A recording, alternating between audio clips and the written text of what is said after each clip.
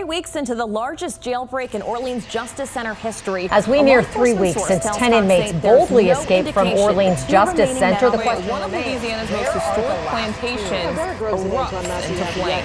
Local historian about how the destruction of Bowery Plantation can lead to the unfounded rumors that the infamous Annabelle doll went missing from its display. Hello watchers, I'm Samver.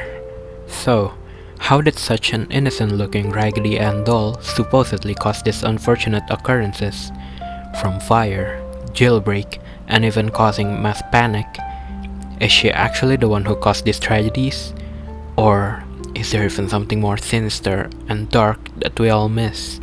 Well, you may have heard the story of the haunted doll Annabelle from the popular franchise, The Conjuring. But you see, even though it was stated in the movie that it was inspired from real life, the truth is actually far different from what actually happened.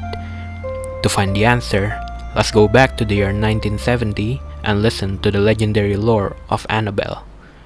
On her 28th birthday, a nurse named Donna received a gift from her mom. It was a doll from the Raggedy Ann doll series, and there was nothing wrong but the doll at first. So, she decided to take the doll and put it in her apartment where she lived with her friend, Angie.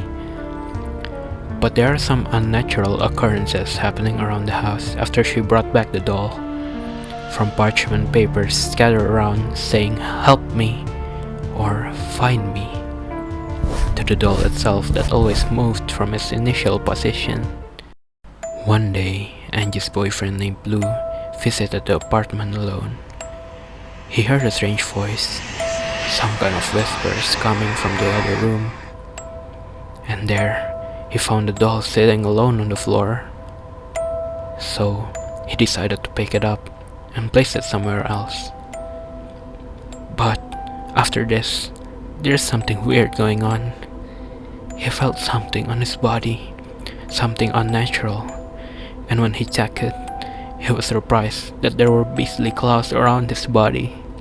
Bizarre enough, after several days, it was gone without a trace. After all this, they finally decided to call supernatural practitioners.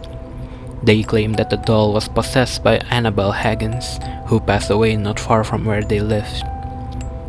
But what they didn't know was that this was not Annabelle herself. It was something more demonic, something evil that manipulates others by acting as Annabelle. The hauntings around the apartment became worse. More notes, audible whispers, and the doll itself feels like it has a sinister intention. One day, they decided to call a priest for an exorcism, but to no surprise, it was in vain. The doll doesn't seem to like the rejection. Holy waters and Bible doesn't seem to be oppressing it. Even worse, it makes the doll angrier. After failed attempts from the priest, they called the famous demon hunter Ed and Lorraine Warrens to investigate it.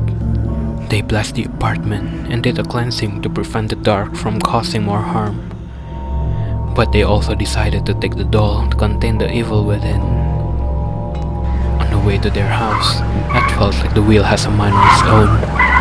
It was swerving all around, trying to make them crash.